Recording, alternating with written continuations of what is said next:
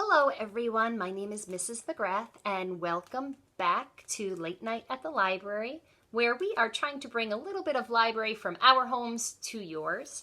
And I have a very special book to read to you today, and it's about a boy who is really good at building things.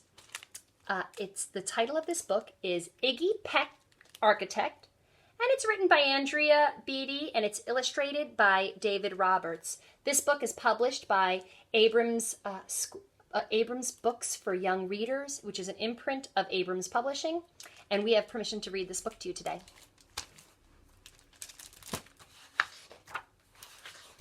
So, Iggy Peck, Architect.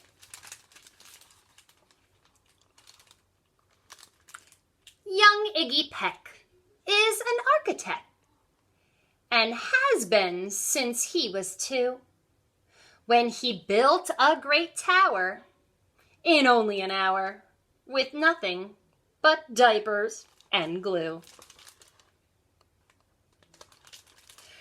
"Good gracious, Ignatius," his mother exclaimed, "that's the coolest thing I've ever seen."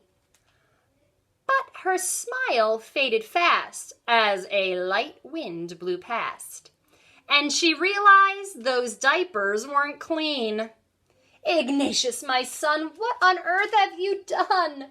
That's disgusting and nasty. It stinks." But Iggy was gone.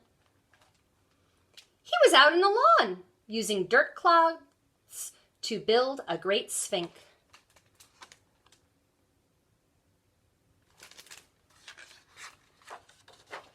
When Iggy was 3, his parents could see his unusual passion would stay. He built churches and chapels from peaches and apples, and temples from modeling clay.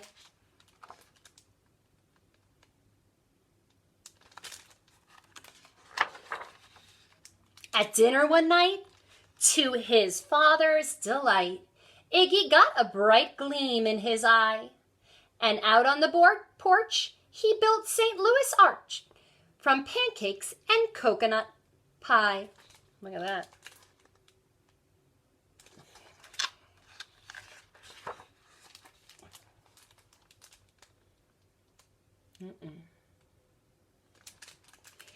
Dear Ig had it made until 2nd grade, when his teacher, Miss Lila Greer, on the very first day, she had this to say: "We do not talk of buildings in here, Gothic or Romanesque. I couldn't care less about buildings ancient or new." She said in her lecture about architecture, it had no place in grade 2.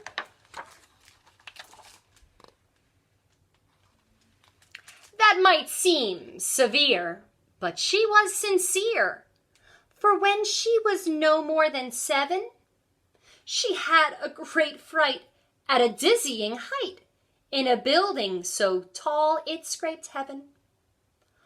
On an architect's tour of the 95th floor, young Lila got lost from the group.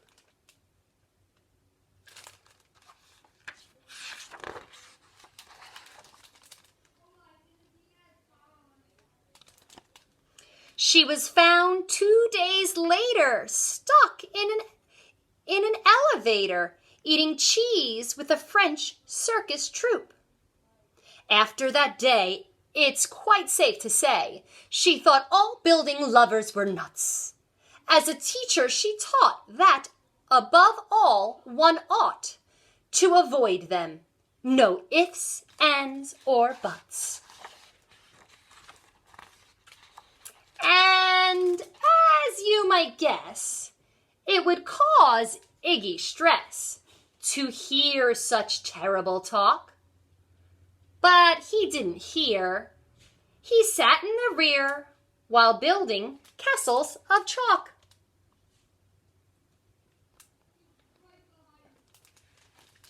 "You, Iggy Peck, your desk is a wreck.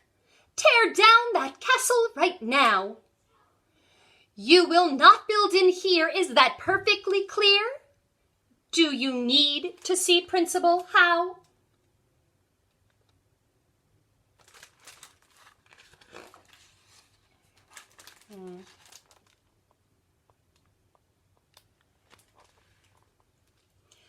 No, ma'am, Iggy said.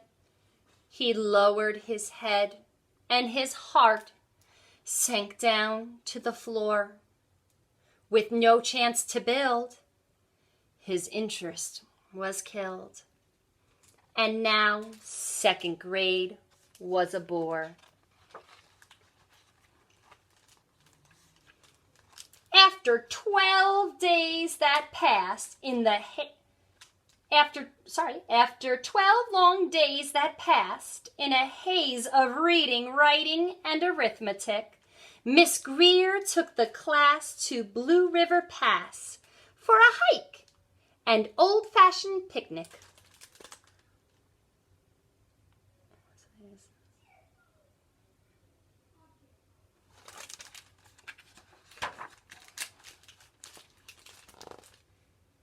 Uh-oh. They crossed an old trestle to a small island nestled in the heart of a burbling stream. But they no sooner passed than the footbridge collapsed, and Miss Lila Greer started to scream. "We're trapped here! Oh my! Alas, kids, goodbye!" Her eyes rolled back in her head. She dropped to the ground with a vague groaning sound. Luckily, fainted, not dead.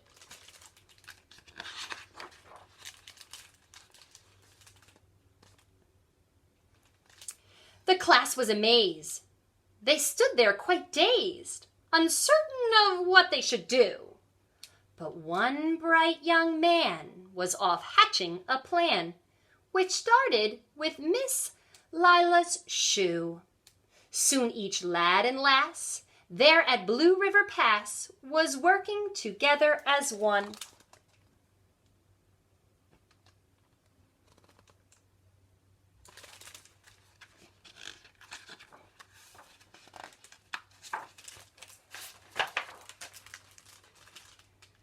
And when she came to, Miss Lila Greer knew that something quite brave had been done. She looked in the air and saw hanging there a structure with cable and braces. And on the far side, beaming with pride, were 17 smiling young faces.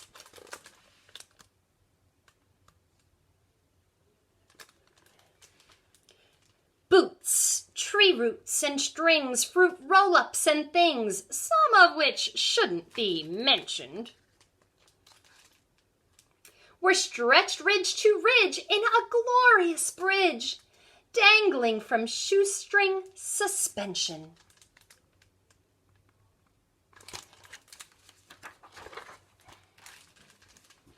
It all became clear to Miss Lila Greer as she crossed that bridge over the stream. There are worse things to do when you're in grade 2 than spend your time building a dream.